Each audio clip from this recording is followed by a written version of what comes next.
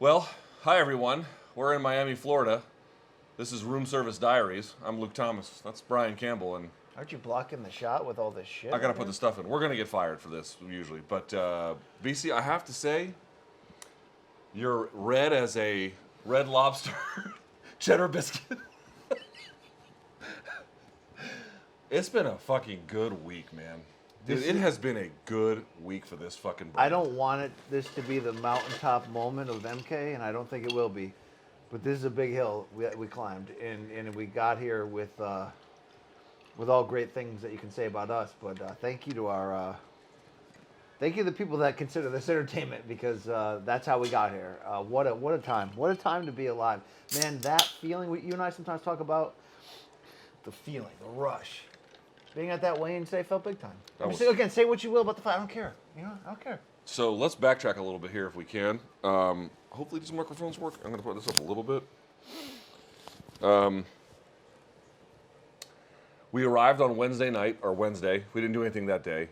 Thursday, they took us to this place in I guess it's called the Design District. It's like supposed to be really nice. On room service. I mean, on the MK doc that we filmed some interviews today, I referred to it as Miami's Beverly Hills. So it's like it's Rodeo Drive. I called it Hodeo Drive. Yeah. Like Honaldo, and you know, it just happened to work out that there were a lot of whores around that area. Many whores, yes, many whores. Yeah. But also, it's like you know, to pick your city. It was Fifth Avenue in L.A. It's whatever, or New York. I'm sorry. So they took us to the Versace. And then as a bit, because we were going to be in the Versace mansion for the media day or whatever, they bought us Versace robes, real Versace robes, which I realize are cursed, but this has not been a cursed week for us. And well, you know, there were moments. Between this rash that's trying to get me and this, actually, it's poison ivy. I know. Yeah. And I'm on the steroid right now to fix it. And me getting sent to hell a few times. But I got to tell you, we did the media availability day. We interviewed Logan Paul, which I thought I would never do, and I had no intentions of doing, but it just happened. It wasn't bad. He's a nice kid. I mean, listen, I've been terribly insulting towards him, but honestly, like we're recording this on Saturday night, so the weigh-ins have just happened. We just came back from the weigh-ins. The fight is stupid, and everyone knows it. Showtime knows I feel that way, but in terms of the magnitude of it, and then me and BC getting like assignments to cover it, dude, we've been waiting for this a long time, man. A long time, right? I mean, don't you feel that way? Like, I feel like it's like, dude, like this shit is starting to come together for us, and I almost don't believe it for that reason. Hey, look at us, right? Look at us. Can you believe it? Can you fucking believe it? Salud, man. Yeah, that's to all the Colombians, including Danny Segura, who you saw. I had dinner with Danny last night. But hold on. So we did that. Then Friday, what did we do? What day is it today? Friday, we did MK. Yeah, I did the undercard thing. We did MK, and we got on set. If you haven't watched Friday's episode and you think it's just some like whatever, no, we got Chad Johnson on the MK set. We got Brendan Schaub on the MK set. It was a little bit wild. Maybe I'm sorry. Okay, it was a little bit of who could yell the loudest and who could share bad jokes to each other. And who could, be passive aggressive in ways that I don't think so. Certain corners of the internet might find. But I will say this: today is Saturday, and we just did the weigh-in show special with Brendan. Dude, that was fucking awesome. Look, bro. Today, I was the third wheel on Friday. No, oh yeah, on Friday, yes. But today, no, dude, you rocked that shit today. He has a home today in MK. He's not homeless anymore. No. Like this is, you know what I'm saying? This is a homeless cat, some might say. I mean, dude, actually, seriously, I've never hung out with Schaub that long as we did today. No, he was good. We had today. A lot of laughs. He was good today. He was great today. He dressed not at all according to what they told us the dress code was. Yeah. So shouts to Schaub for being like, fuck that shit, I ain't doing that.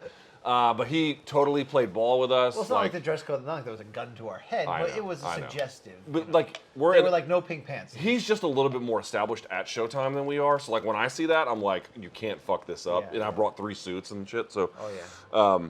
But he was good. They brought Chris Cyborg on stage for just a short amount of time. She was great. AJ McKee looked like $1 million. AJ McKee was awesome. They brought in Matt Barnes for a short amount of time. That rocked. And dude, then they sent fucking BC. I hosted the 3 of us or the 4 of us, whatever it was, sitting at the desk. But then they sent BC to go interview Floyd and Logan. Dude, you fucking killed it. I'm serious, dude. I'll tell you what. I always give you your props when you do well. You fucking killed it. You didn't stumble. You asked all the right questions. You got the right answers. They didn't necessarily give you exactly what you were looking for, but that's not your fault at all. So thank you, and that was a last minute knowledge. On the way there, we found out that yeah, they didn't. He didn't prep for that at all. Jim Gray or whomever. So it was awesome to get that chance. But dude, the energy on the stage was sick. I actually couldn't get to the fires because as Logan and Floyd were preparing for the face-off, both teams converged, probably in anticipation of some kind of skirmish. I think you and I thought there would be some kind of like moment. Pushing and shoving. So there wasn't. Dana doing the bit where he gets in the middle. Right, you and know? there wasn't. So I go to interview Floyd after talking to Logan, but Logan's still in my ear talking shit. And then when I said to Floyd, you know, we went through, got your hat this week. As I said that, I'm like, oh shit, he's actually wearing a hat. Is Logan going to reach around a bit BC? or an Ethereum hat? And are we going to be at World War II here? Because there wasn't a lot of room left on the stage. Dude, they were literally. I was like, if anything happens, there's going to be a disaster. Because if you actually go back and you watch it, there's like, if you're watching the stage, Logan is on this side, Floyd's on that side, and all their people were on stage to the point where they were literally at the very end of it. In other words, if anyone had shoved anyone else and had spilled over, people were going to start falling off that bitch. You think Trick Daddy was in the back just like, just eating? I mean, he was just eating, bro. He was like a victory post-performance meal, Listen, bro. my understanding is Trick still has a lot of his money. He just got fat, you know. Oh, and he's flaunting it. Yo, he was wearing tight clothes, and he's just kind of like... Trick Daddy performed, like, oh, you know that Trick Daddy? Did And he do the big hit? he was fat as Christ. I mean, he was Did huge. he do the hit? The big hit. The big hit. Like the Yeah, Take It to the House. Take It to the House. I don't think he did that one. No, but he No did Na's a big one. You know, Schaub said before he started, he said, you know, Trick, don't mess around with the new stuff, dude. Play the classics. Play the hits, buddy. Play the hits, you know what People I'm saying? come to see, you know, when they go see Guns N' Roses, they want to see November Rain. Yeah, come on. Okay. But no, that was cool. Matt Barnes was cool as shit. I would love, look, you and I, we've crossed over with the weighing in. We've crossed over with Brendan this weekend. I love if we could get the chance, even though you called him Jerry Stackhouse and not Stack Steven I don't know Jackson. what's wrong with me. I would love to get. I also said the basketball, which I didn't realize I didn't see, say. I almost cut you off, but I'm like, To that's kill a me? dick. That's kind of a dick move. I would have Because deserved you're like, it. you know, Matt, you know, obviously you have, you know, I meant to say played, the NBA. You played the basketball. You played the basketball. Are you guys smoking the grass? I mean, like, okay, all right. Hold on, I'm trying to find this the song from Trick Daddy. And then there was a bunch of people I never heard of on stage. I will say, if you look at the final scene when BC's interviewing the two and then they face off or whatever, there's like 5 Wu-Tang clans on the fucking stage. You don't see that at UFC weigh-ins ever. UFC is like very strict about who's there, how quickly it all moves. Dude, boxing, it's like, don't get me wrong, like event to event, if I'm media, I prefer the way the UFC does it because it's like, you give them that credit. It's a well-oiled. Dude, they it's don't like fuck WWE. around. It is like second by second you are where you're supposed to be. They don't fuck around. But boxing, there's something to be said about boxing just being a fucking zoo. Yes, it is. It is. So it's such a zoo, Luke, that as I told you, I could barely get to Logan and Floyd for the interview. Like I wasn't on pace to get there in time. I had to push through people. Okay. Like you would never have that flow. You know what I'm saying? Elsewhere, it was wild, man. It was a wild rush. Anything good, Luke? You got any I'm trying to find that song. I actually don't. DMs from any Latinos in there, or just the misses?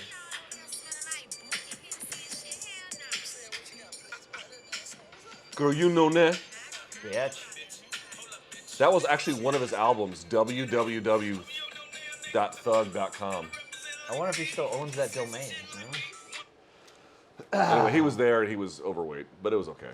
I mean, we did see a like Miami he was without legend. sin cast Imagine if the first Uncle Luke was there, Luther Campbell. That would have been Two Live Crew reunion with that awesome Asian guy. You know, like I'm talking about that Asian guy, the fat dude, that that guy's the best. He was like man. their version of Fife Dog or something. Or Flavor Flav. Yeah. God, that's so funny. In the 90s, the two most important music acts in terms of like free speech were like the two least defensible, Cannibal Corpse and Two Live Crew. They were the ones that were getting shouted out by Bob Dole as like, both from Florida, turns out.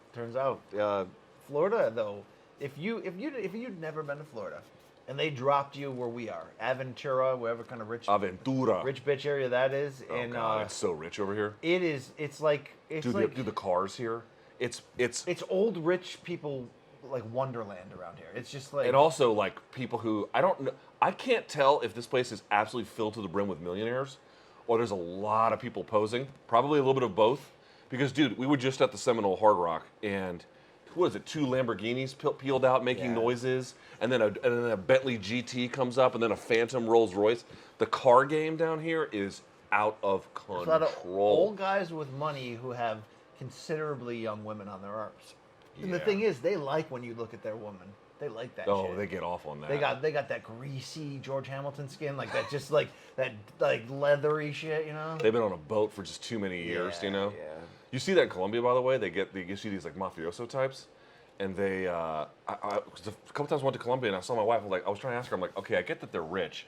How are these old, saggy, bald, leathery zeros, with like these tens out of every time we go to a bar, and she were at a club or whatever, and she was telling me they call them prepagos, prepaids. Oh, like high-end escort. It's like the burner phone of prostitutes? Or No. It's the opposite. The exact opposite. Like, instead of just somebody in a back alley giving you a smoker on your hog, you actually pay for, like, a date and time and, like, they hang out with you and then being seen together and then you probably, I'm guessing they bang them. We kind of did that with Schaub today. Was he our prepago? We kind of hoard him out. Yeah. He showed up, just looking like Don Johnson, dude, he's walking out of a methadone clinic. Like no jokes. He's big as shit, bro. Dude, Brendan Schaub. Big as shit. Can we stop for a second?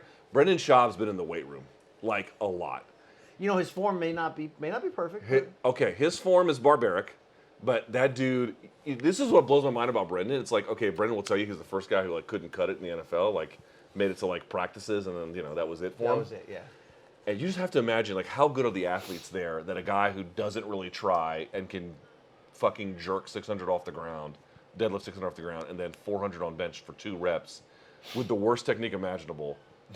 You have to be so fucking strong for that. It's that still probably gets chicks in 2021. I mean, like he's like huge. we can make fun of Logan Paul, bro. He was cut as shit. I'll give him his credit, bro. His traps were ridiculous. Yeah, you gotta. He was Julienne. That shit's ridiculous.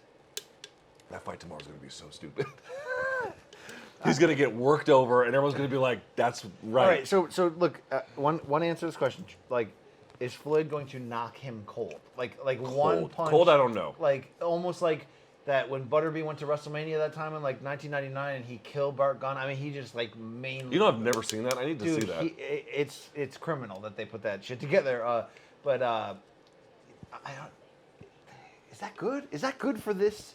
Because look, is that good for this pro wrestling fight thing? Look, there's regular boxing on Showtime and it's these carnival celebrity fights. Yeah. Is that good for the celebrity fight thing? If Floyd mainlines him, just kill him. I don't know how you preserve this thing over the long haul. I really don't. Like, I don't know what the angle is. Like, how do we keep freak shows alive? I don't. Well, with storylines. So does Jake? Yeah, but like even then, dude, it runs its course. Bro, do they have Jake throw the towel? Does Jake come out tomorrow night? Dude, I'm not playing your pro wrestling storyline game. Rocky This IV. guy had literally spent hours in meetings describing how central the hat was, the gotcha hat, to like how everything was going to go down today or tomorrow, and it played no role whatsoever. Bro, I wrote a 4,000 word oral history on gotcha hat. I can't believe they pay us to do this. I really can't. Dude, by the way, I've gotten like an inordinate amount of tweets from people that have followed my boxing work for years, OG followers or whatever, readers, fans, whatever you want to call them, and they're pissed. I mean, At what? At me, in a sense, like selling my soul and soiling it, not for coming here to cover it, but for writing that many pieces. It's like I just want to let people in on this. For like a website like CBS Sports, this Mayweather-Paul fight, it does like 37 times the traffic of normal shit. Like it does like. Yeah, let's talk business for a second. The site has to sell, even a big one, as big as CBS Sports. They have to sell a certain amount of ad inventory every month. When you get traffic like this is bringing, whatever else you want to say about it, dude, it makes the month. So they're like literally everything else could go away. It makes the month. I mean, when we look back every year into year, and the team does a great job with the numbers and crunching them, and it's like we identify, okay, who moves for us? You gotta put your hand down because you're. Yeah. I mean, it's like it's Manny Pacquiao, it's Conor McGregor, and then it's just like freak shit. And that's the truth. And that's why there's a WWE page still there. I mean, that's what it WWE is. does better traffic than a lot. I know for a fact because I've seen it. It does better traffic than a lot of MMA news stories, And which breaks my heart, but it's true. I get people that they're mad that I wrote a story that says what happens if Floyd loses. But it's You interesting. did. Like what happens to boxing, what happens to his reputation, what happens next, right? I know, but that's kind of like asking, what happens if Floyd gets struck by lightning and shits elephants? What else are you gonna write about, folks? It's part of the coverage plan for a sideshow fight. I feel like I feel like I was in a better position. Like people were emailing me and be like, "You said you'd never interview Logan." Well, yes, that's true. I did say that, but like here's why I think it's a little bit different.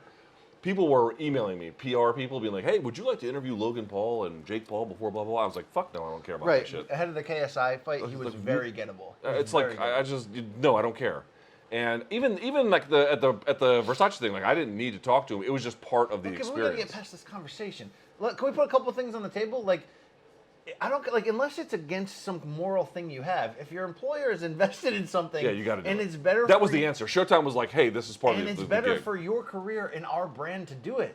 It's not like it's fucking tennis. I get that it's celebrity mixed match boxing, but it wouldn't be on Showtime pay-per-view unless it's a guarantee that people are going to care about it, and we get a chance to be part of that. We're not illegally hyping. We're not like immorally hyping up Logan's chances. We're telling the damn truth here. But like whatever network it's going to fall on, somebody's going to cover it. And if we are in the same overall Viacom CBS sphere, I want CBS Sports to be the site of record covering that. We're on Showtime. That's got to be the coverage of record. I mean, I don't feel like you need to be the site of record to cover this. But it's part of your company. Like that's just the reality. No, but with Showtime is like, dude, we're gonna host a media day. If you work for us at media day, you got to talk to them. Okay, fine, whatever. Okay, but what do people want you to do? Step aside and well, say, this is what you have to understand about this weekend. I think this is what I've come to, and Brian understands this about me. Listen, this fight is stupid. I've told Showtime executives to their face, it is fucking stupid. But it's fun. It's fun. But two things. One, they don't even disagree with me. Two, they've never censored my opinion. Three, there's a whole mess of people who are going to be entertained by it, probably. And four, this is the most important one. It doesn't matter what I think about it. Being here, if you guys like MK, us being here is, I can't overstate this, game-changing for us. Dude, the Showtime execs are very happy with us this week, which we are thrilled about. And it brings in money that it's sort of like, oh, I go to big-time college and I hate my football team. The whole campus is about football, blah, blah, blah.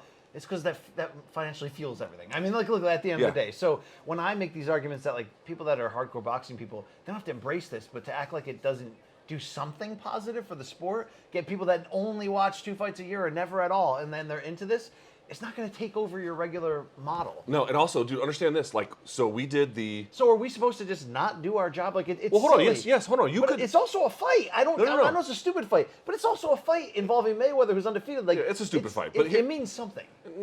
Not really. But listen, I'll say it means everything to us. News-wise. Maybe No. not. I'm talking about like what it means for MK and you in particular and me in particular, like in different ways and then also together. This is the thing. If I had... Showtime gave me the choice. They said, do you even want to go to Florida? And I told them, you want me to go to Florida? I'll go to Florida, but like I'm not going to like tell people that Logan Paul's got a chance. I'm not doing that shit. They said, okay. So they sent us down here. Dude, us doing what we did, Thursday's Versace Mansion shit, and then the weigh-ins just now. Dude, I'm telling you, big, important people at the company saw it, and they had fucking rave reviews. We want to do the things that's like Charlo versus Canelo or whatever, a big fight. This is how we get there. And one more thing, and we spoiler alert on Doc 4, and we're filming and doing some fun stuff. And one of the things was like, man, I hope this isn't the week MK sells out. We lose all of our hardcore fans because we went pop disco, when we're a metal band. This is the biggest fight of this couple weeks. So that's why we're giving it the coverage it deserves. Guess what's coming up after this? I mean, everything you ever wanted as an MMA and boxing fan, and we're going to give those the same level of coverage. Yeah. So, I mean... we'll probably give more for those, actually. Obviously. So yeah. We're just here for Showtime. But anyway, so I put out a tweet asking for questions, BC. Are you ready? Yeah. All right, let's get some of these, shall we? Okay. Bum, bada, bum, bum, bum, bum. Let's see.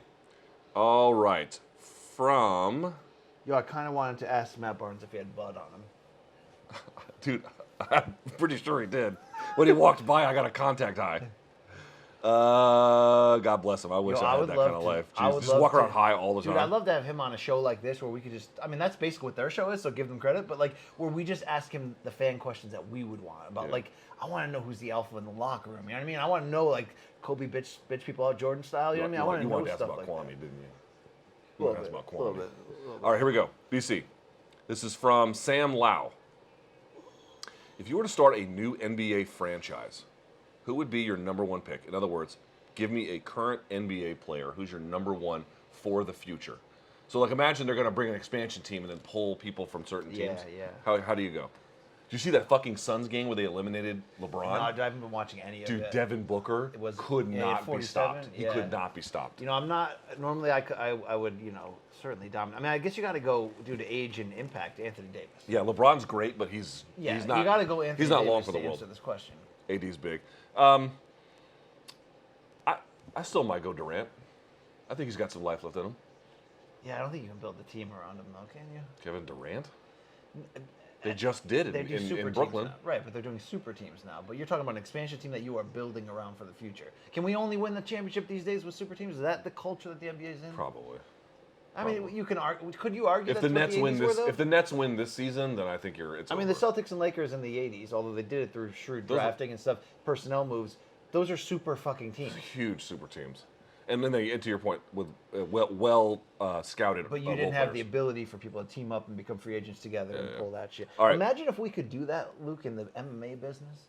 Imagine if the entities that were managed. If we could bring one person to the MK universe to work with us, who would we bring? Okay, I want to get to that. But like, what if our employer? What if we were eligible for trades, like a pro sports system? Okay. Oh God. And what if, like, you know, okay, I got X amount of years left under CBS, but then we find out tomorrow that you and I have been traded for Ariel Helwani. Like, what if it's just something like Matt, and we're like, oh shit, I'm going back to ESPN. I got to So we move went my back to family? ESPN. Yeah, I'd be okay with that. I mean, I don't want to go anywhere. Showtime's been unbelievably kind to me, but couldn't complain about an ESPN gig, could you? It's just wild if we could be traded, Luke, in this fake universe. But who would I want to? What free agent would I want to walk right in on MK?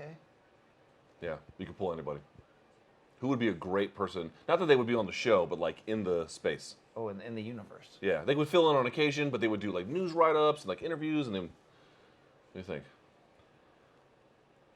Probably Joanna.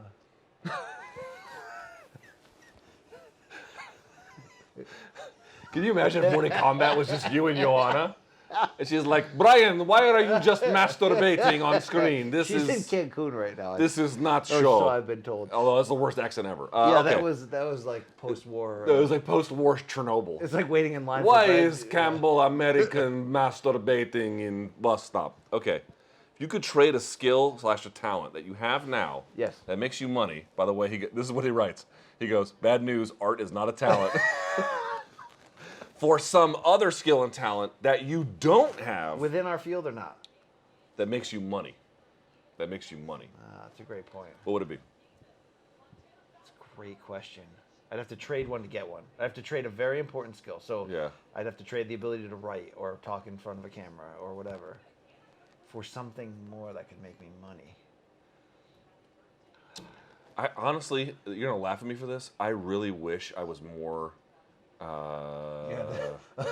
You had a hog like Rocco? Is that where you go with this? I'm all right with my hog size. I'm doing fine there, but no. In all honesty, like whenever you do your paintings, I'm always like 1% jealous that I don't have any ability or even like really initiative to do that. But it does seem like it'd be really good for me. Until like 6 months ago. Yeah, but it does seem like it'd be good for me.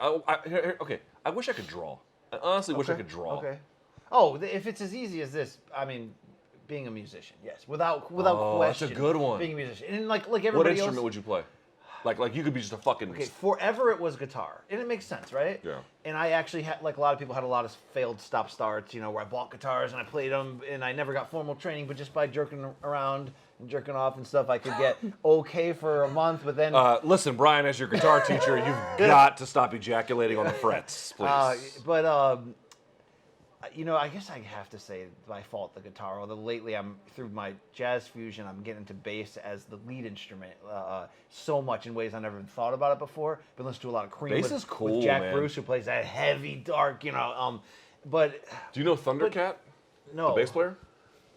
no, Oh, dude, we gotta talk about that. We'll talk about him later. all right. But you got. But look, I'm wondering if I would trade the guitar for pipes. I'm talking about like rock pipes. I mean, it's really being a lead singer is the coolest fucking thing you can do, right? Man. I mean, obviously some can do both. Frontmen, like the world's elite frontmen. Yeah, who don't even need to play guitar. They're just fucking frontmen. They're just frontmen. You know, I mean, you're thinking Jagger. You're thinking fucking David Lee Roth. That's a frontman right Axl. there. Yep. Yeah, that's a big one. Scott Stapp. He's a little bit dead. Hey, we had a nice argument the other day, me and one of the Showtime guys. The first Creed album, I think, like, you can't tell anyone, but it kind of holds. It's kind of not bad. It's not bad, bro. Suck okay? all the dicks. It's before Balls Wide Open. Instead of all the smokes, there should be a podcast called All the Dicks, and you're just on screen all right, sucking but them. music-wise, if you could just be like If I could be any kind of musician, you can't be like John Bonham on drums, but you could be like good enough to go start a band that maybe could do something. You know, like you're a good fucking musician. You know? I'm with you on bass. I think bass is like, it's the core of what oftentimes music can be built around. So I never looked at the bass as doing anything more than like accompanying the offensive guitar? lineman, Yeah. serviceable work, right? And I didn't realize there were things. I wasn't even like listening with my ability to hear and separating the bass through jazz fusion and Jaco Pastorius. Luke, I went back and re-listened to the Who I've always been a big fan of. John Wessel on bass, the Ox. Dude, he's playing fucking lead guitar on his bass. Like Yeah, it's just like he's a it's maniac. next. I was listening to Jack Bruce. I mean, he's basically playing rhythm guitar, so Clapton and Cream could solo over. We should become bass players, Luke. Slap bass. Bop. Yeah. Okay, here we go. We should start a band with 2 basses and a power bottom.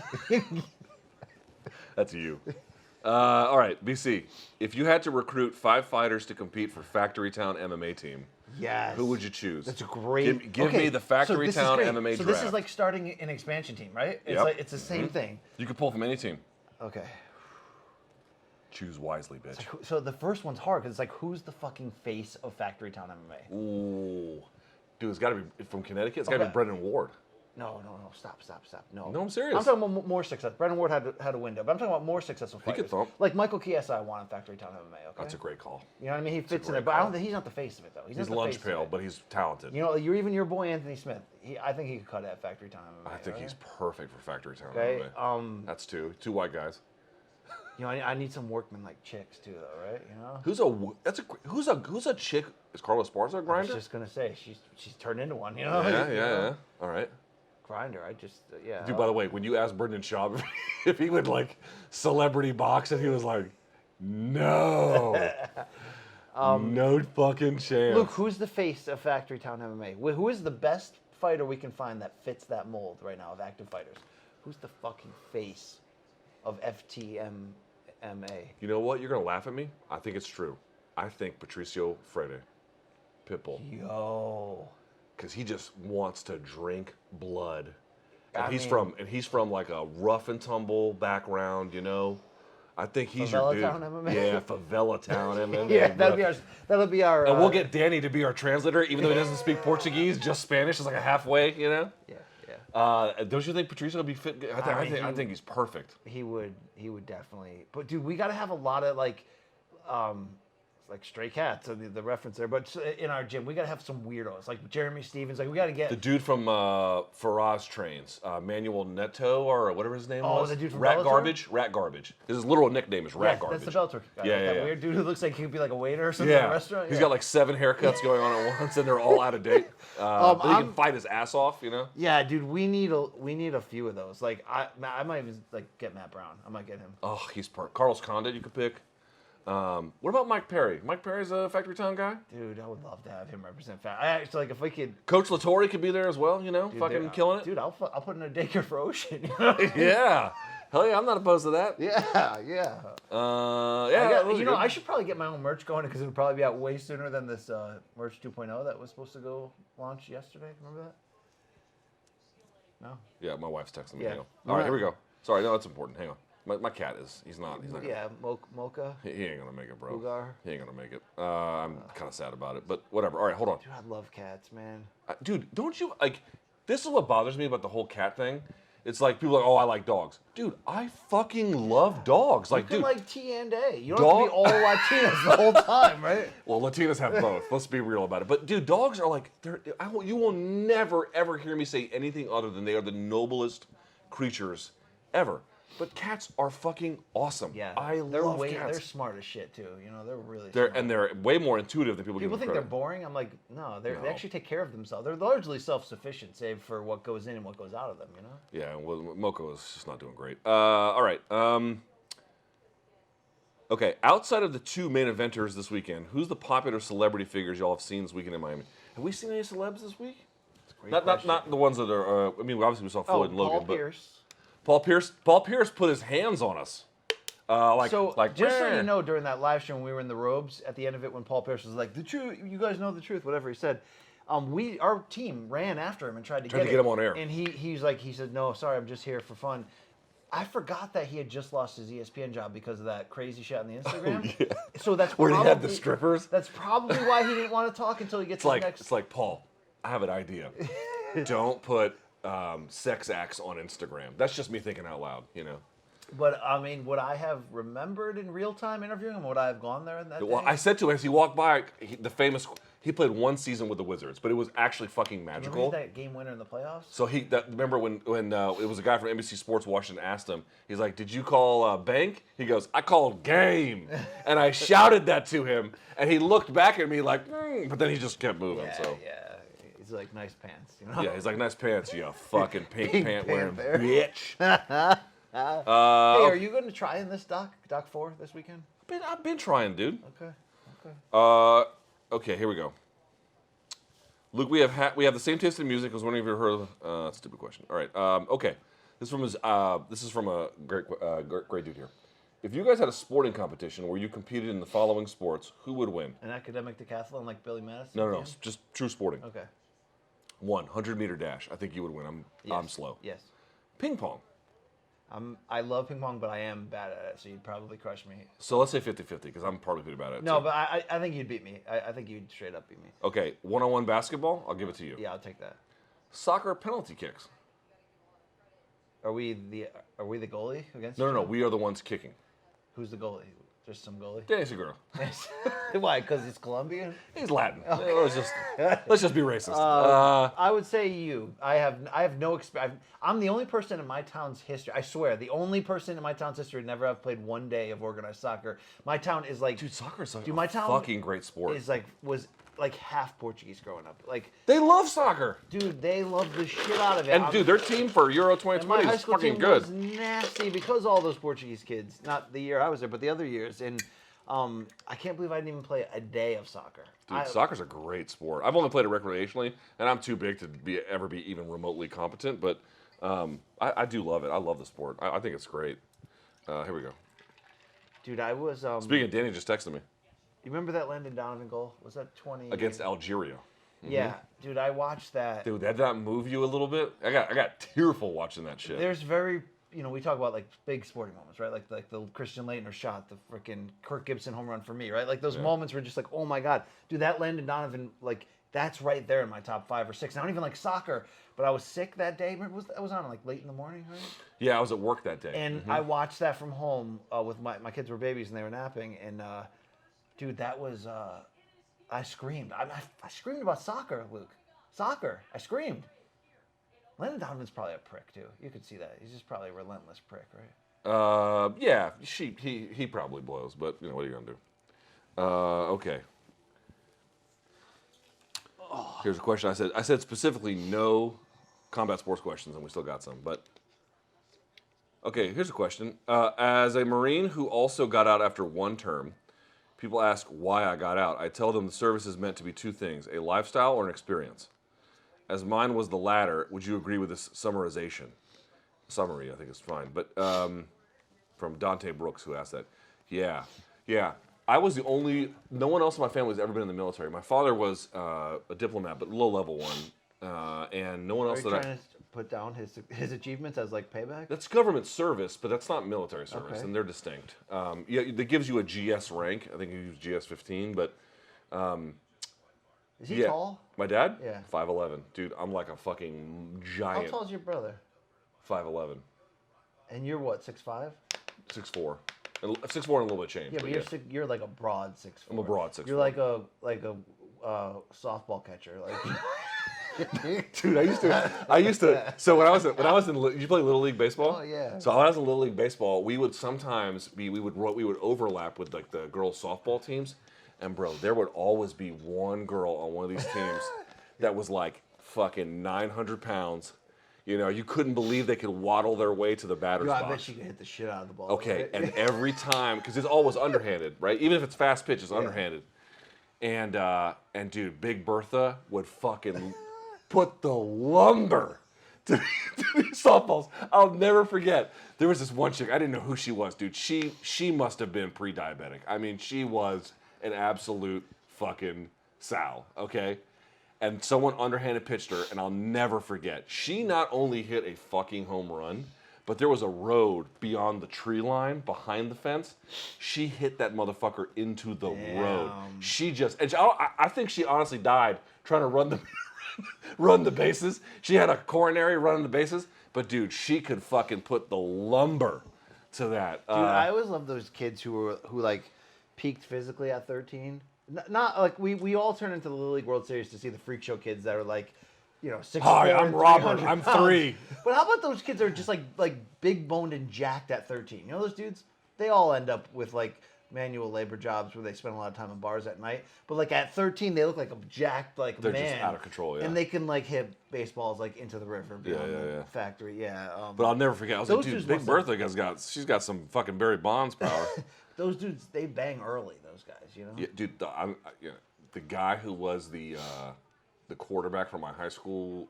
I went to 2 different high schools, but the second high school I went to, he peaked then. Yeah. He peaked then. So like he was the man then, but that was about it. What was the high school that you finished at? I Valdosta? finished at Marietta. I started at Valdosta. My brother graduated from Valdosta. Okay. Well, how many years older is he? 2. He's technically a year and 9 months. Oh my God, did I meant to tell you this? So like the guy who married me and my wife, well, he's my best friend. And he reviewed, anytime I get, like, all the way back to Spike TV, he's looked at all my contracts. He looked at my CBS he's from contract. Connecticut. He is from Connecticut. He's from Trumbull, Connecticut, yeah. He lives now in D.C. again. He moved back to D.C., but He's your lawyer. he's my lawyer. He's my best friend. He's my lawyer. And where was I fucking going with this? I forget. It doesn't matter now. But, you know, I had a story there. Fuck you for delaying getting into my story. All right, BC, here we go. Ready? Dude, you can find it in your brain. You can get there. I'll get it back. What were we talking about? BC, it's a question for you. Yeah. How many times have you been to boxing gyms before, right? Oh yeah. Not on media day? How many times have you been to a boxing gym when you just walked into one? Random day. Kind of never. Dude, I've done it. They look at you like, what are you doing here? You know? When I had a cup of coffee with boxing, with sparring and stuff, it was at someone's house because they had a great setup, so I didn't get the full like gym experience. So And I've never had gyms near me where it's like worth it to get a membership. You pretty much have to drive like almost an hour through traffic. So I want to ask, you ever witnessed any gym wars in person? No, there's a great group of. I've seen a couple. Dude, there's a great group of LA-based boxing writers who, you know, Dougie Fisher, like guys that have just been there forever, even with the ring, where like, you know, that's part of their regular life, you know, for work, but for getting in the boxing community and just, you know, they get in with the trainers who say, oh, come up, you got to see this, we got this kid. So like, Dougie Fisher's been at, Big Bear and like seen Canelo and Triple G that time they sparred when Triple G first came over. You know what I mean? Like seen like all that shit, and he's written some fun stories about it. Like those, like the people that have gone to like Philly in the '70s. You know what I mean? Like, dude, those, even into the '80s, like those gym wars were like. I mean, they took years off of these fighters' lives, dude. Like, yeah. And I know that Floyd at his gym still tries to do that doghouse thing, and it's real. It's like they put you through. Remember he got in trouble for it. Yeah, they put you through what, like 45 minutes of sparring with one guy after another another. That's CTE City. I mean. Yeah. In jiu-jitsu, I've seen some very high level world championship level dudes. Would you call them wars? I don't know, but like, they were intense. Well, where people have to be separated in the middle of a right, roll. because they don't try to get there, but there's always like everyone's got two different lines in those sparring situations of terms of how far I should go, or and then once one guy gets hit and then he hits the other back, like it's on. Yeah. No, I've definitely seen high level guys have to get separated before. Yeah. I've never seen. Have you ever been to a gym and just seen a fucking beatdown? I've seen. No, because all my gym time's been in media setups where I'm not just walking. You know, there's been very rare time where I've. Dude, you got. So I've been to Headbangers in DC a couple times, just random days. Bro, they put it on people there. Like they don't like Barry Hunter is careful, but like you want to be a pro boxer, that's bro. How you make like great pros. You know, I mean, you gotta. That's the thing. Like you. Dude, I ever told you the story about the poor kid I saw there one time? No, I'm sure he could fight. I went to there was a Lamont Peterson workout day. I forget which fight it was. It was not the Khan fight. It was somebody else. Maybe it was Lipinets who retired him, right? It was Lipinets who retired him. It may have been that media day, and there was this kid, this black kid who was super muscular, like really bricked up, and he was hitting the heavy bag. And I remember I left to go to the bathroom, and he came in the bathroom, and took all his clothes off, and I was like, a little bit like, what the fuck? But he wasn't looking at me, like he was just minding his own business. And I'll never forget, dude, he washed all of his clothes with like the hand soap thing in the sink, wrung it out as much as he could, put it back on, and then walked to the metro and got on the metro to go wherever the fuck he was going. I'm assuming his job. But I was like, that dude, I asked around. Apparently he didn't have a pot to piss in. He was just there to like, you know, get good or try or whatever he could. Dude, it's not a gym war, but like you see some shit in those gyms. I mean, to be honest, that's why guys like us don't end up boxing sparring, or people that are brave enough to go in there. If it's not in you, that's why there's gym wars to cut that line of who can make it and who's not. I've never told this story. Barry Hunter, again, if you don't know who Barry Hunter is, he's a very famous trainer from the Mid-Atlantic, specifically DC. He trained Lamont Peterson and his brother Anthony. Anybody else? He's sort of moonlighted around a little bit in some other places. I mean, but he like raised them too. Yeah, he actually more or less adopted them. But he's what would you call him? A OG boxing trainer, right? He liked me. He took a shine to me. He was like, yo, if you want to come down here, we can train you. He could sense your Armenian side. Yeah. So I was like, all right, cool, bet. And I was like, how much? He's like, dude, for free, just come down. We'll train you. Dude, they put me through one day. You came down, dude? That's ballsy. And like a dumbass, I biked there. I was like, I'll just fucking burn some calories on the way. He crushed me. That was so bad. It was soul taking. Like how much that sucked. Dude, and I don't think he was doing it on purpose. I really don't, because I don't think he could have if he wanted to. He wasn't asking anything unreasonable, but that was a wake up call. And I actually went to him after. I was like, I can't come here and waste your time anymore. I can't do that. You know. And he was like, okay, he understood. Luke, will you have my guy BC's back next time? LOL. I mean, what do you want me to do? You want me like, yo, Floyd, suck this man's dick. Suck that dick, Floyd. Yo, Floyd, I thought Castillo beat you in the first fight, you know? Bitch. Hey, Floyd.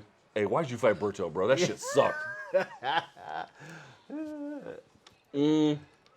Great question. Which Saturday morning or after school cartoons were your favorite as kids? Great question. I got an oldie but a goodie for you. See if you can make this pull. Do you remember the Bionic 6? Oh, yeah, dude. Bionic 6. Do-do-do-do. We go together. We fight for rights. Super secret family. Yeah. We're so very What proud about to be. Beyond Bionic 6? Dude, what's that show? Is it Land of the Lost with the slee stacks with those green like men? It was a family that had to live in a cave because there was these like green like lizard men that would try to chase them down. I don't remember that. Yo, I watched that shit. Was great, but on Nickelodeon, you can't do that in television. Oh, that's not cartoons though, is it? No, but it's like Saturday Night Live for kids, and they play that. That show ruled, bro. It was amazing.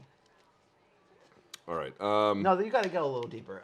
Okay, let's seriously. G.I. Joe was kick-ass. Big, yeah. It was kick-ass. He-Man, before that, amazing. He-Man.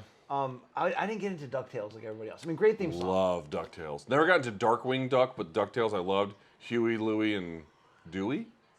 Garfield was a pretty good cartoon. Garfield, he mailed Nermal to Abu Dhabi. What was the other cat one that was like that? Heathcliff. Heathcliff. It wasn't. It was a poor man's Garfield, but it had that theme song, dude. You know, Heathcliff, Heathcliff, no one should terrorize your The neighborhood. Yeah. Dude, he was that the guy who always wanted to eat lasagna, or did he want? Wasn't that Garfield? That was Garfield, yeah. Okay, in light of BC getting sent to hell in interviews routinely, Luke, who is your dream interviewee to banish BC Wow. to the back room of Hades? Yo, if that Mike Perry phoner I did, that one that kind of blew up that time because he threatened to kill me, if that was in person, he probably would have swung, right? Well, no. I mean, But if you had, okay, no. I mentioned his ex-wife. You know. Okay, no. But if you had said one more thing after that, then maybe. I do feel like, I think Mike's got some bad ideas about some certain things, obviously, but I don't know. I feel like I have a soft spot for Mike a little bit. All right, but the spirit of this question. Let's say you and I are doing the Morning Combat Live thing and we get a flow of interview. I mean, we got Ocho Cinco. We do big things here. Who's the one that you want me to cross and get stuffed so badly? I mean, is it I don't want you to get stuff. I never think of it that way. Is it John Jones where you could just walk off and shit on me? No, but who is an interview that we would like to do together to like form powers Oh, you want like Yolanda to Voltron? turn on me or like the Shevchenkos or something. That's what you want. No. I'm thinking who would be a tough interview that the two of us could they would send us both to hell, but we would reinforce it and just give it right back. Yeah, we'd stand up. We'd Yeah, stand up like to him. fuck off, It'd like have to fuck be- you. Oh, yo, you want to go that far? You want to sit across from a fighter and tell him off? I'm not in on that shit. In the right circumstance, I am. I'm not sure who that would be. I don't have animosity in John that way. Jones, you know. That's the thing about it. Dude. I don't even I'm not even Yo, John mad Jones at the is guy. actually kind of cool. Like the interview, like he's pretty funny. Dude, you know what Danny told me last night? John Jones blocked Danny Segura on Instagram. He hasn't blocked me on anything. Don't you find that weird? Tito's blocked me on everything. A bunch of guys have blocked me. But I mean, didn't he do enough damage at 214, Luke? What do you want him to do? You know? yeah, I guess. Yeah. Still, I don't know. If you were to hate a guy like that, Yo, he did. He rang you out worse than he did Boo Boo Wild Thing. You know what I'm saying? poor Boo Boo Wild thing. She get blown She up. didn't. Like She didn't that. deserve that. No, I she deserved didn't. it, but she didn't deserve Yeah. that. All right. No, who's the fighter? I mean, what if we get Connor? And Connor just Don't read it out loud, but for you. oh God. Yo, so I got poison ivy and it's starting to spread on me. I thought you were taking prednisone. I am, man. What's the worst date you've been on?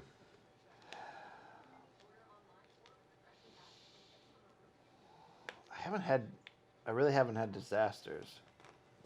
I really don't have a bad date story. I have a lot of bad stories in which I've said really stupid drunken shit to chicks at colleges and got the shit slapped out of me. I mean, just the shit slapped out of me. I mean, I've had those instances, but I haven't had a bad date that, I'm gonna guess, Luke, that you've had a lot of bad dates.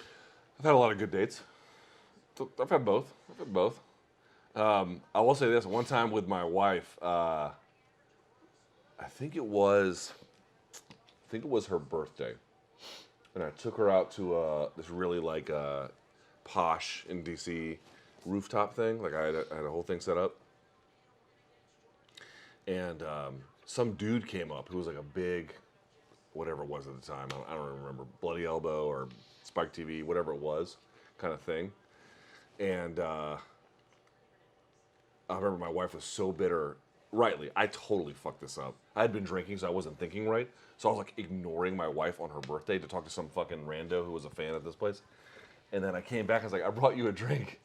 And I didn't even blame her, dude. She was right. She took the drink in front of me like this, and she goes, and just poured the motherfucking thing out right in the ground in front of me. Sat the glass down and then walked out.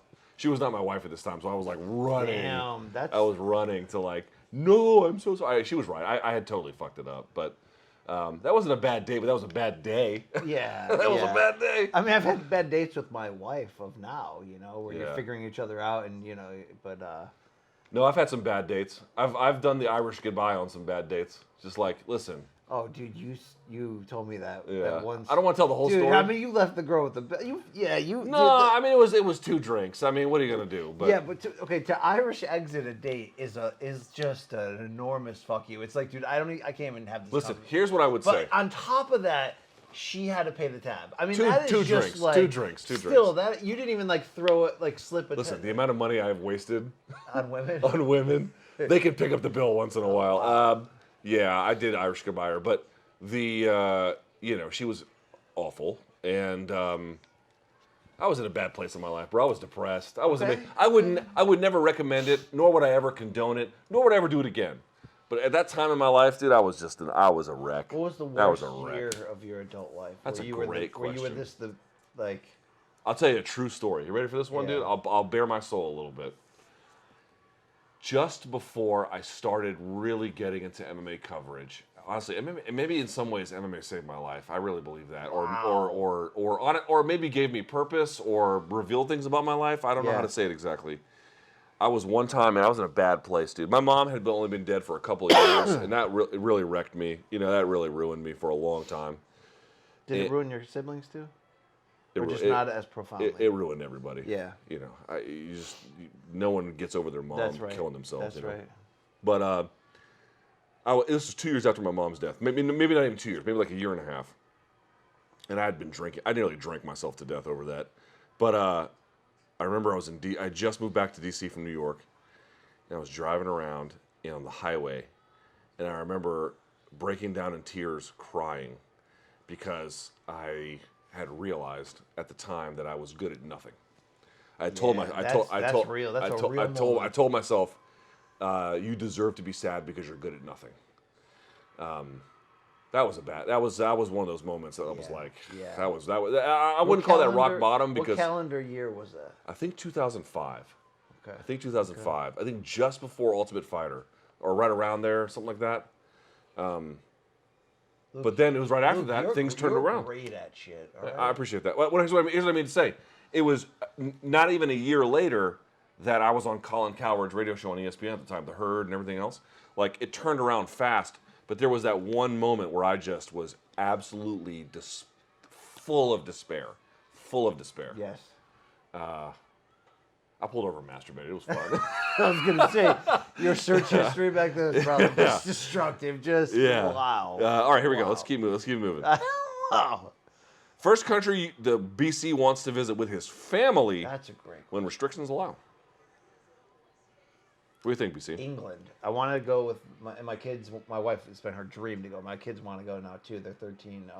So that's a great age to take them on like history places and stuff. Perfect, yeah. London is expensive though. Yeah, I would love to do that. London's like New and York I and I then would do some. it the most. I would even do it the most cheesy American, tourist way of doing it. But reality, Luke, I want to explore all of England. The UK. I'm very on the Highlands, the sea. I mean, like there's a lot of nature Yeah. there. There's a lot of different beautiful stuff there, and I don't know. The English are fans who watch this, notwithstanding. The English are a little bit cold. Yeah, I mean they're quasi factory towners, in some ways. But Yeah, that's true. They do look it's sort of that's part of their charm, I guess. That and the dental work is just part of their charm, right? Their teeth are better than Yeah. the stereotypes suggest. Okay, BC, here we go. You cannot say gas station food. BC, what is your favorite type of cuisine? My entire life, it had been Italian. And up until really just now, that every time I eat Italian, it hurts the shit out of my body because my body is rejecting it after 42 years of this. I mean, I grew up in like an area that was not multicultural in terms of food, and I just had, and my amazing mom, who's still alive, and she's amazing, but she cooked basic like chicken, and so it was like I didn't eat anything growing up. So like Italian restaurants was our jam, right? So I love Italian. I mean, I love the shit out of it, but Italian's hard to it's go heavy wrong, as- dude. it's- Italian's great. It's heavy and it hurts, and I think I've just, I think my organs are literally rejecting it at this point. But I would say as an adult, Thai food is. I fucking is, love Thai food, I'll man. give my wife credit. Like when my wife inherited me. When we started dating and got serious and we're gonna get married. I mean, dude, I was talking about like lack of culture, or just like, dude, I was just one of those single guys who couldn't do a damn thing. Like I didn't use my stove. Can you cook at all? I can functionally cook now, although if Can my you wife grill? heard that, I can grill, Okay. definitely, and I can functionally cook a handful of meals, but I barely do. I'm awful at it, and I couldn't do anything, dude. I'm not handy. I couldn't cook. Like, she had to really love me, you know. And yeah. What was the origin of this question? Favorite cuisine. And you know, she really forced me to, you know, try shit I'd never done. Like, What is your wife like? What's her favorite like dish? Or her cuisine? her favorite thing is there's a Vietnamese restaurant that is like her. I love She Vietnamese. because to Banh mi her, sandwiches. you know, she doesn't want like the American version of Chinese or even some Thai. It's a little too fast foody for her. She wants like I mean, if you ever been to an actual like Vietnamese restaurant, like there's not like an overabundance of flavor or you know, you don't have it's. I don't mean it like that. I mean like overwhelming, like like if you buy General Tso's chicken from any place Chinese, you know, you're gonna get a shit ton of that glaze on there. You know what I mean? It's great, but it's there's something just so fresh about really good. Yeah. Does she like pho? Yeah. I don't know. I don't know. Wait, I don't know if that's what she goes for. Isn't pho Vietnamese? Pretty sure that it is. Could be. I'm not as well versed as she is. But to me, it doesn't have the same flavor as Thai food. I think it's a little bland. But you feel so good after you eat Vietnamese. It is clean and it is a little bit different, but I wouldn't call it bland. Well, I mean, what is your Thai like? Don't say pad Thai. I mean, I do love the shit. I like. Listen. I am not above pad Thai, but it's like street food. It is. It's it's becoming the things that, like I would say, like barbecue ribs. Unless it's like totally elite, top shelf. I don't even want to like look at it. I think it's disgusting, right? I'm getting like that with pad Thai, even though like it's the basic, most go-to, even fast foody meal for them. When you find someone that does it like different and super great, there's a Tao place that we go to that has Thai food, but it's got like I'm sorry, a Laotian place, and it's got some Thai food there, and dude, it's just next level. So I know that you're trying to say don't say pad Thai, but it is next level when it's done. You know, I want to call it that, but do you remember the King of the Hill joke that was like he's like with the Laotian neighbor, and they were like, "Where are you from?" He's like, "I'm from Laos," and they go, "What part of China and or Japan is that in?" And he's like, "No, it's Laos." Yeah, this is racist as shit. That's what he sounds like. All right, I mean, come on, dude. I love it. Right, I'm just doing the character on the show. Favorite Thai food? I would go with. You ever had yum noa? Dude, that's the thing. I don't know the. Like, Okay, the that's when name they give of it. you. Literally, it is a beef salad. Yes. That's spicy. Okay, I've had something similar to that. I don't know what it was called. They just bring you a salad with a shit ton of shaved beef in it, and it's really hot. It's awesome. I get a lot this. It's like beef wrapped in an onion with scallions all in it. I mean, it's incredible. Say it again. It's beef, but wrapped in like onion and filled with scallions. I don't know. And you dip it into a sauce and Pad See Gao is one of their like rice noodle ones. You ever seen the Thai noodles that they're like thick and flat? Yeah.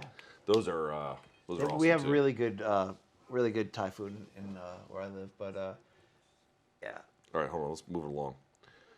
Any good food you've had in Miami so far? I went to Shouts. Oh, Danny Segura took me last night to Ceviche 105 over here at Aventura Mall, and I had this lomo saltado there. Oh, Yeah.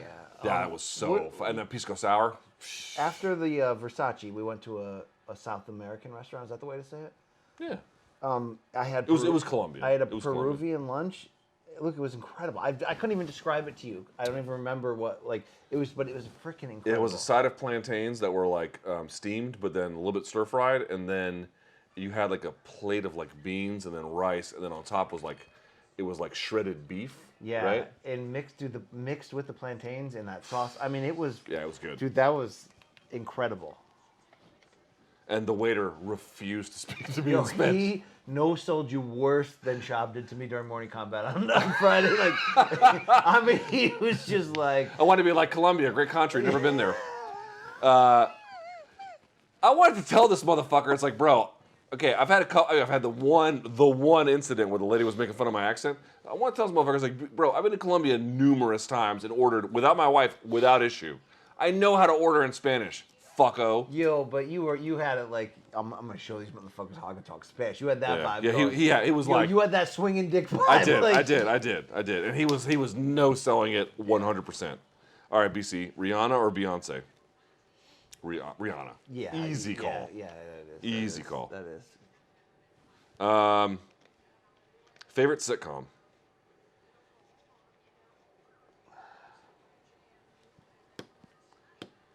I mean, Growing Pains was great, but I don't think that like holds up today. But Growing Pains is fucking great. Growing Pains is amazing. I like early, Seinfeld, but like I'm not one of these guys who's I'm like, not oh my god. Yeah, dude, it's obviously brilliant, but like I've always been turned off by the overrun of fandom for that.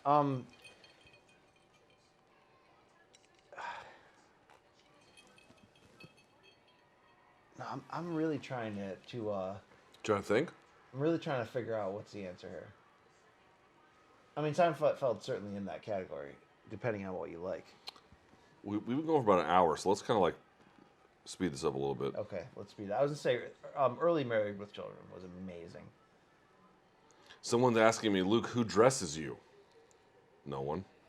You're not in high school anymore. Pink pants ain't flattering you. Wow. So hold on. This is from Mohegan when I went to the gym. Yes.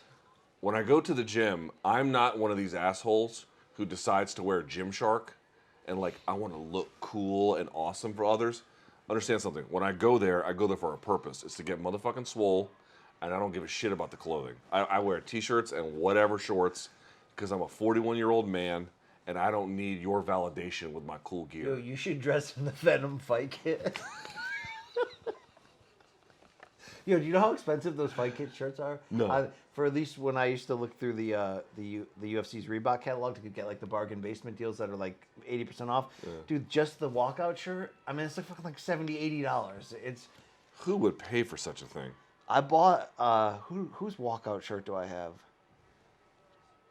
Someone random like Jermaine Durand. I got it down to like $15 and bought it. Someone's asking us like, oh, I have Volkan Ozdemir's walkout shirt too. Those shirts are high quality, dude. The walkout one, the old Reebok walkout. Yeah, one. they're money. They're money, yeah. Someone's asked, how do you feel about Elon Musk and crypto? And my answer is like, we're here. There's a crypto conference. Fuck crypto, bro. Also, it's a little bit pretend internet money, and also I just don't care. But like, even if we're like, yo, Luke, you don't know what you're talking about, bro. I don't. That's fine. On Dogecoin, I don't care, bro. I really don't care. You know. Someone's asking you, and I think you know what they mean. How homeless is BC?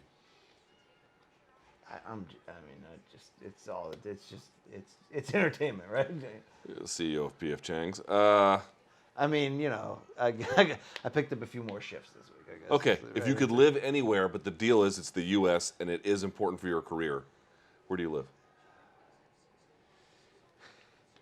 I mean, what is the career thing mean? Because right away I'm thinking Pacific Northwest. I'm moving to Colorado. Well, not Colorado. Colorado's not the Pacific Northwest. I know, but it's much more in that direction. So yeah, it is. Ultimately, I want to live in Washington State. Why that place? Because it's got, like Southern California, it's got the distinctly different nature shit coming together at the highest level. You have like Olympic National Park has the ocean, snow-capped mountains, and a rainforest in it. You know what I mean? And then you've got like North Cascades National Park, which is like they're just ridiculous, beautiful mountains. So there's a lot of shit there, and then you mix Seattle and that kind of culture. I think that'd be great, but people don't think I can pull that off because of the rain and the darkness there. Did you ever see that show called The Killing? No. So it was that Swedish dude who played in. He has almost no accent, but he played in Suicide Squad. And then some ginger woman, I don't know her name, but it was like a murder mystery show. Took place in Seattle. Motherfucker, every episode was torrential downpour. Yeah. So I would want to live in either Oregon or Washington, but it's the same thing. And I know that it could differ based on where you live, but I mean, it'd be badass to live in and around Seattle. That'd be a city I'd really want to like fit myself in the culture of, Luke. Do you feel that way or not? I have respect for the Pacific Northwest. I've heard nothing but amazing things about it. It's not the right fit for me, but like I would never shit on it. I bet you Portland's like a great area too. Portland's cool, I'm sure. I think if I could live anywhere, just to be honest with you, like I love DC. I need mountains. I need big mountains. But let's say I had a vacation home. Like where would you put a vacation home? You get to pick one place. New Orleans. New Orleans. Really? Dude, I love New Orleans. I mean, it was fun when I was love there. everything about New Orleans. I love the food. I love the people. I love the city. I gotta piss my pants. I mean, this. All right, go ahead. Yeah, let's keep talking about New we can Orleans. pause the video. No Oh, big all right. deal. It's not live. Dude, my wife is such a huge fan of Cyborg. Of all the questions she asked me today, she didn't give a shit about your interviews. Yeah. She didn't give a shit about my interviews. She just asked me, she was, how was Cyborg? What? Yeah. I was like, dude, honestly, today for my wife, the thing that stood out to her was, you must be a big deal because Cyborg sat with you. She fucking loves Cyborg. Loves Are we Cyborg. live? Yeah, it's on. Yeah, it's on. All right. Here we go. Let me get back to these, BC. We don't have much time left. Here we go. Ready? Yeah. Oh, do you know what is in this sitcom conversation, Luke? Can you hear me out here? What's in the sitcom? Cheers. That's an old poll, man. But I was an old soul watching that stuff like real early. I mean that show back. I mean especially back then, dude. That was must see. That was. I mean, were you big into Cosby Show or just into rape? I'm not gonna answer that because I think that's awful. But here we go. BC, what's the best music to drink to? It's a great question. I really think that is situationally dependent. No, I don't. I think it's upbeat. It's upbeat rock and roll. No. Really? You think so? The best music to drink to? Dude, Yeah, bro. yeah, what's the situation? Are we at a backyard barbecue? Are we at a club? Are we at a bar? That's true. If you We bring in the chilling with backyard, friends? see if I'm doing the backyard barbecue, I'm going 90s. So that does change that question. I think you're. Well, let's start there. Backyard. Drinking, Let's go. Backyard barbecue. You say 90s. Yeah. Okay. If you go to a bar, what do you want to hear? That's a great question. I want to hear rock. I want to hear classic rock at a bar. Yeah. Classic rock. Yeah, fucking classic, dude. This. You want to hear like when the levee breaks and shit? Yeah. I mean, I like the song, but I do. What's your favorite Zeppelin album, Luke? I don't like them in that way. That's fair. All right. I don't dislike them in any I kind of way get either. it. but, like, There's certain bands I haven't gone album by album on, but it's my preferred method. I'm in deep. I pause. are you gonna pull my white card because I don't know No, dude. a lot of Led no. Zeppelin That's, like I'm not touching that. If records? that wasn't your band, it wasn't your band. It's fine. I mean, I'd never seen The Godfather until the other day. So, Luke, what I was saying was, now I have no idea what I was saying. So this is great. You just peed in my Yeah. in my bathroom there. Wow. How was that? Was it good for you? No, this is a nice place, though. I'll tell you that. It's a nice place. God, dude, Showtime has taken care of us in a way that's like, I don't know if I can go back, bro. Go back where? Okay, understand, BC and I have weird contracts. Like the weirdest I've ever seen, where if we fly Showtime, it's one level of treatment, and if we're doing it for CBS, don't get me wrong, dude, they take complete care of us. But it's a media company, it's not the same kind of calculus about costs. It's Greyhound versus Lamborghini. I mean, I don't know if I disclose all this publicly, but it's awesome. We'll edit it's it out. pretty awesome. We'll edit it out. I'll just say Showtime takes unbelievable. When I say unbelievable, I'm not exaggerating. Unbelievable care of us. I've worked in some form for a lot of different companies, even short cups of coffee on shows or whatever, and the treatment, it's like a family. It's incredible. There's a reason why, the guy who is the PR guy for Showtime is Chris de Blasio. He was the PR guy for Showtime when they were with fucking Strikeforce, and he's still here. And it's not because he's stuck around and not being able to advance. It's because people don't want to leave.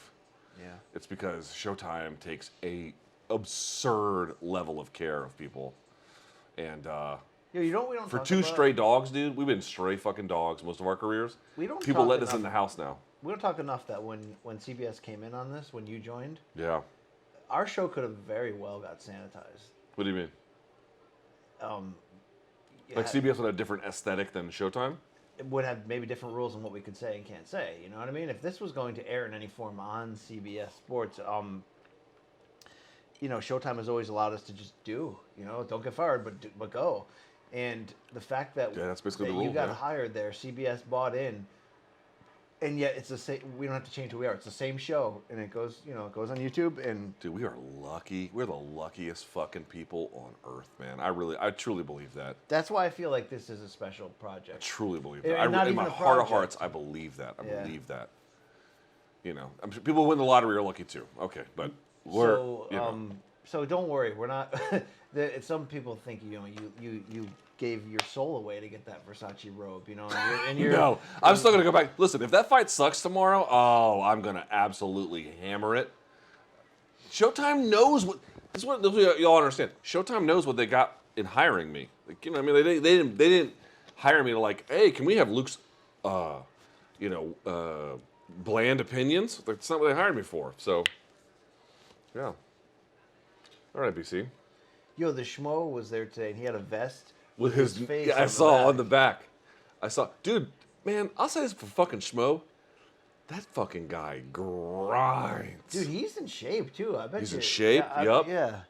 But dude, that fucking guy must live on airplanes and cars. I mean, and he Ubers. had a pretty tight fade. That was pretty. I mean, he doesn't have to run on the hair. Who cuts his hair? You think? I don't know, but like Oh my God! By the way, his hold on. attention to detail of the gimmick is high. By the way, can we air out Brendan Schaub here a little bit for fun? For fun. So today, Brendan. So it was me, BC, just like this, and then it was Brendan on the end, and then we had Matt Barnes. Matt Barnes, for MMA fans who may not know, he played in the NBA for like fucking 15 years and won the NBA championship in 2017 with Warriors. with the Warriors. But he recommended to Brendan a barber in LA. So Brendan went to the guy to get his haircut. And Brendan even told the story like this. Brendan was like, yeah, I went over there. And the guy was like, don't get me wrong, absolutely competent, did a great job. Like, it was a good haircut. But the way Brendan told it was like, the guy was like, normally I charge $400, but for you, $275. And you were making fun of my $100 haircuts. Fucking Matt Barnes is getting $400 haircuts. What is the tip on that? 80? It's $500 a fucking pop? Yo, I will say Barnes had a tight. Hey, he used to have a tight fade. I didn't say his haircut looked bad. Yeah. His haircut looked great, but like for 500 bones? Is that part of like the guy traveling to you? Did he just like give up his life for that stretch and he comes to you? He might. Does that cover travel? I don't know, Luke, but yeah. I mean, look, when you're Schaub's level, he's been very successful with the podcast game. So when you're at that level, maybe he's at the Bitcoin conference right now. We don't know. He could be a presenter. No, I asked him about it. I was like, are you into Bitcoin? He's like, yeah. I'm like, all right. Yeah, it's like I got to, Shots. Yeah. Favorite porn star who lets in fans in the back door? God. Oh God. Hey, did you get that email that Floyd has an OnlyFans now? I'm serious. I'm sorry, what? The Floyd Mayweather opened an OnlyFans account. I got an email like publicizing it. I don't understand. Is he like showing it? I don't know what he's showing, bro. It's an inside look. No, he owns Girl Collection. That'd be fun to see. You're like, I wonder, can we expense that? Yeah. Yeah. Can we go to Girl Collection and just like spend stupid Showtime money? I don't know that we could. Yo, I want to talk about commitment and grinding. Didn't Ariel interview Mayweather at Girl Collection at like 4 a.m. Listen. or something? You know what? That's dedication. Hold on. I'll give Ariel. This is the most credit I'll ever give Ariel, and I mean this sincerely. That was one of the most baller fucking things I've ever seen. Ariel, for Mayweather-McGregor, wanted to get an interview with Floyd, and Floyd's people were like, "You can go to Go Collection and just wait." They were, in other words, go fuck yourself. And Ariel was like, "Okay, great." Got the cameraman, got a car, and went out there, showed up, the whole shit, and they were like, "You can wait for Floyd when he's ready," which was midnight when they told him that. Floyd didn't come around till like 3 or 4 in the morning. He waited till 4 in the morning for the guy. And even if you watch the interview, Floyd was like, "Okay, you waited. All right, I'll give it to you." Like, he was actually like, "Okay, I'm impressed." Yo, Ariel must have saw a lot of ass, right? He saw 4 hours of just asses and titties, just fucking. Like, here we are making it out to be like he's waiting in the car, Ariel was fucking out there like, look at. But it hit, dude. To his credit, I'll never forget this because we had the MMA beat the next morning. He showed up on an hour's sleep. That's professional. No, seriously. And then came out and then, dude, I'll give him credit. That was one of those moments where I was like, okay, dude, you earned it. Yeah, like the hustle's no, real. you could. One of those things where that was so impressive. It doesn't matter what kind of hater you are, you gotta give it to him. You gotta give it to him. Ariel should have showed up at Girl Collection with a vest with his face on the back like the schmo, dude. Like he the would have got schmo. the interview a lot quicker, I'm telling you. Yeah, dude. Yeah. Yo, the Schmo, he's going for it. He's I going for it. like the Schmo, bro. I I mean, don't he's have going anything. for I it. don't have anything negative to say about the Schmo. You know, I don't watch all his interviews or whatever because it's not for me. But like, you know, you and I know like weirdos who just fucking grind. That's us, man. Yeah. That's yeah. us. You know, that was really instilled in me in the factory upbringing. You know what I mean? When you worked in the mailroom and actually not in the factory. Yo, I was shipping and receiving manager, okay? All right? All right, BC, you want to put some final thoughts on this? We didn't took enough anal pornography on this thing. Are we supposed to get fired with this? It's quite tame. Luke, who do you think's the best in-game slam dunker of all time? Ooh. Sean Kemp? Fucking A, yeah. That was, dude. Second dude. would be Dominique Wilkins. I mean, there's strong cases to be made Dominique for a was couple fucking Dominique, was a authoritative dude, dunker. That's all I do in my spare time is watch like Dominique's 50 Yeah. greatest dunks, you know, or whatever. Yeah, Dominique let him have it. Yeah, But my Sean favorite Kemp, is dude, Kemp. The Sean style in of it, shape, yeah, Seattle Supersonics. Sean Kemp would fucking absolutely murder the rim. Yo, Kemp, in his peak seasons, we forget, he was a complete offensive player. Like, he had a jumper, like, he had a post game. Oh, he's offensive. He's got like 57 kids. Yo, he got real fat after the lockdown. And he's fat as shit. He's like, Trick. I was like, Trick Daddy, is that Sean Kemp? Yeah, dude, sorry about that. Yeah, Sean Kemp was a fucking incredible dunker. Blake Griffin is up there. Oh, fuck, Blake Griffin's an Obviously, amazing Michael dunker. Jordan. Dude, Blake Griffin is like, he's kind of washed, right? At this point, he's kind of washed. Yeah. But dude, on the Nets, when they bring him on, I get sized. Yeah, I get sized.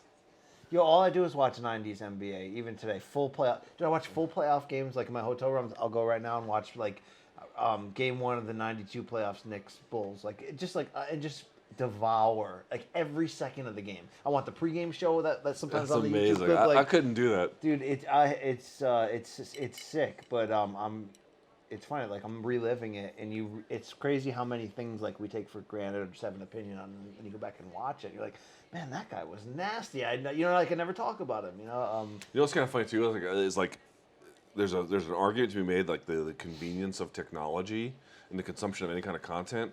The ease is not necessarily what you want. So I'll give you an example.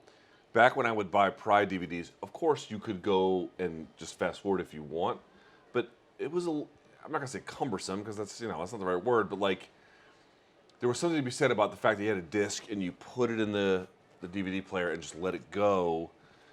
And there were so many things you would pick up on the event that if you just fast forwarded to the fight, you would have missed. Yeah. And there's a case to be made that like the painstaking process of consumption, it should be a little bit clumsy is not the word, but like there should be more to it than just I'm gonna go. Like when I watch pornography, let's bring it back to that because that's my favorite thing. I don't watch the preambles. I don't need to know whether you're the mechanic or a doctor. I just need you. That's it. Ref, get in there, please, ref. Come on. I just need Like, hammering. Just what the hammering is what I'm looking for. Yeah. But with the fights, man, I mean, it's like, dude, watching Steven Quadros and Bas Rutten go back and forth and have these previews and what it all meant and what they would talk about, it added so much like character to everything else that came after it. I don't know, it's kind of lost in this generation a little bit. Remember when Bill Superfoot Wallace burped on the air? That was fantastic. I don't actually. What happened? Great. In UFC 1 when he opened the cold open and he that one, and he called the wrong name and he looked like a Heaven's Gate guy too. Didn't he? Yes, he I was did. like, Bill, you got them Nikes on? Yo, I didn't know that Bill Wallace had an exhibition fight against Tommy Hearns in the mid '80s. I had no idea about that. Yeah, it came up in the research. Who packet. won? I don't know because I don't know what the rules were. Our Showtime research packet had some like famous, like Muhammad Ali against Lyle Alzado during that brief time Ali was retired, and there's other. There were other like Willie Pep fought like Sugar Ray Robinson at one point like when they were both old like there's some random ones that happened. Yeah, there's more of these like not quite Logan versus Floyd things, but weird exhibitions, crossover exhibitions. There's a lot more of these than people imagine, and mostly they're bad. They're not all that great, but that's what tomorrow's about. Like tomorrow's just about like, look, dude, listen, Floyd, you're gonna stretch this fucking guy whenever you want. You know, just make it Yo, I entertaining. hope Trick Daddy plays again before the main event. To be honest. He might have a coronary, bro. Poor Trick. He looked.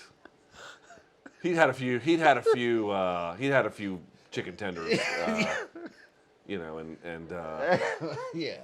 mac and cheese or Yeah. whatever's bad for you. You know. Yeah. Poor guy. I love Trick Daddy, dude. Yo, what do you get at Waffle House? Gee, I'm into Waffle House in 20. Did I tell you the time I got kicked out of Waffle House? No. I've been kicked out of a Waffle House in Marietta, Georgia. Wow. So I went to Waffle House and I ordered like scattered, smothered, and covered the whole bit. And then I went to the jukebox. And if you've never been to the Waffle House and the jukebox, you've been to the jukebox before? In the Waffle House? No, I've only been to one time. At Dude, I Waffle grew up House. in Georgia. Like I've been to a Yeah, million I Waffle went Houses. to Mississippi. Coffee at 9 a.m. It's the greatest. If you go to the jukebox at Waffle House, here's the trick. Okay? They have all the songs that are hits or whatever. But they've got, people don't know this, on the left side of the menu, when you're looking down at the whole glass shield, there's like a series of songs that are just Waffle House songs, right? Like, Waffle House is the greatest. And I played one that was like super annoying. It's a true story. I put in $20. Oh God, that's unbelievable. It was 25 cents a song, and I fired a 20 in there, and I put nothing but the same Waffle House songs over and over. They told me, they took my food, they wrapped it up, and they told me to get out. And when I left, and I'll never forget, they took the, you could see in the window and shit, because there's a window right here. They took the fucking jukebox and they shoved it, and then they yanked the shit out the wall. They yanked the cord that was plugging it in out the wall. They were fucking irate. I was 17. I was an asshole, an unbelievable asshole. I'm like, $20, suck a dick. They're like, get the fuck out! Get the fuck out! I'm like, I'm sorry, I'm awesome. I'm sorry, I'm so funny. Oh yeah, that was a good. I've definitely done that. You ever been kicked out of a place? Yeah, I've done a lot of shitty things. Yeah. Dude, I've been kicked Yo, I out of told you I so was many kicked out of fucking that bars. Bar for the hall. I been kicked out of that bar for doing the grinding. Oh my god, dude! I've been in DC, dude. I can't believe there's not posters of me. I've been kicked out of so many fucking bars and restaurants. I've told the story before. The Marine buddy of mine who came. You may have heard this. We can wrap on this. He got back from Iraq and then he called me. You know, he was already drunk when he Dude, this called is me. a great story. You can say this on the air. I've told most of this on the air already. But basically, he was like, "Come meet me downtown. Come meet me downtown. Let's go look at some fucking titties." Yeah.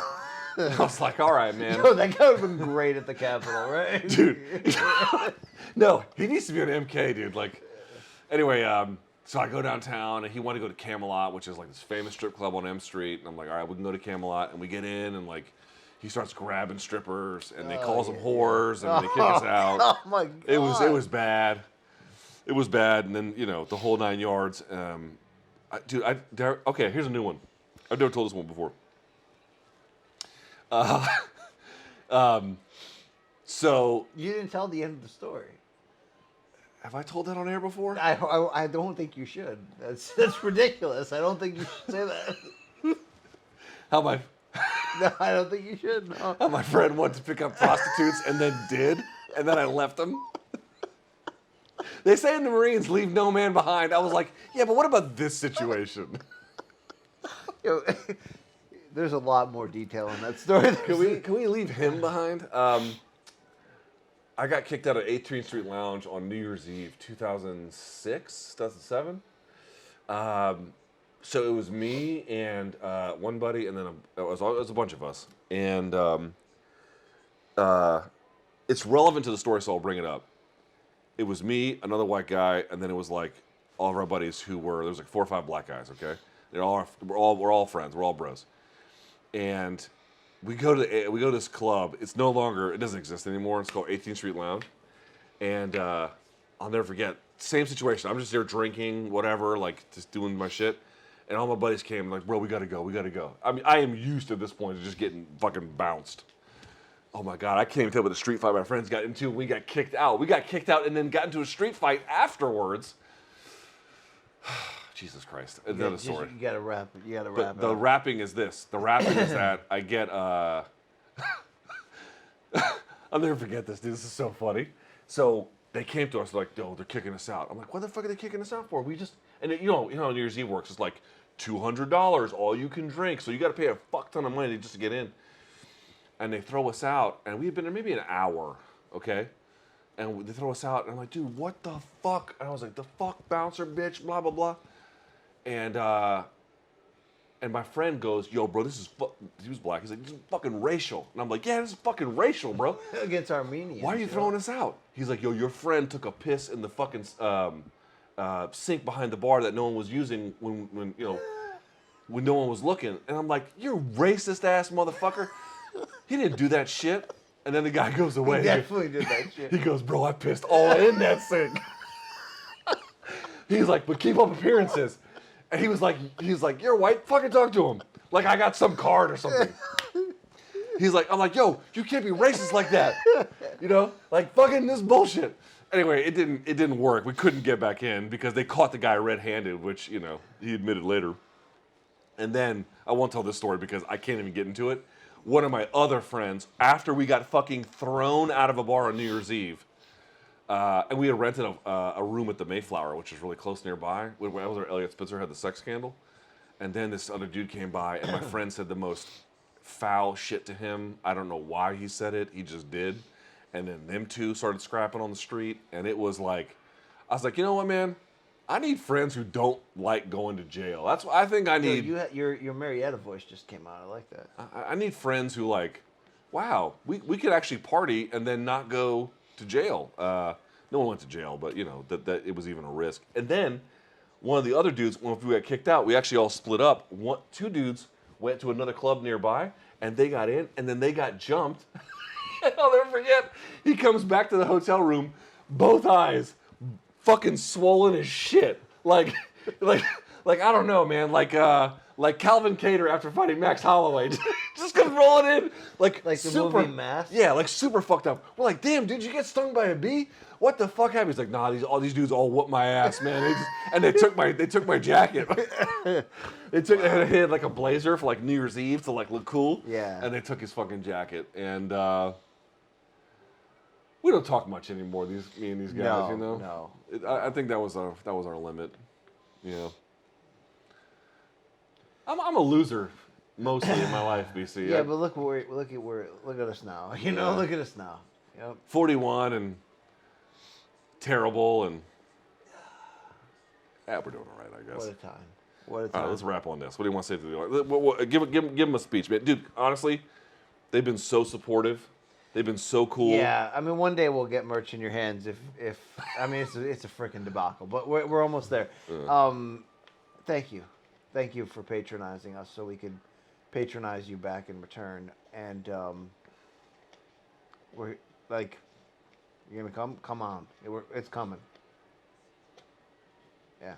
All right. Well, with that, guys, we love you. We mean it sincerely. We legitimately love you, and we'll see you all next time. Right? Yeah, that's it. Peace. Yeah.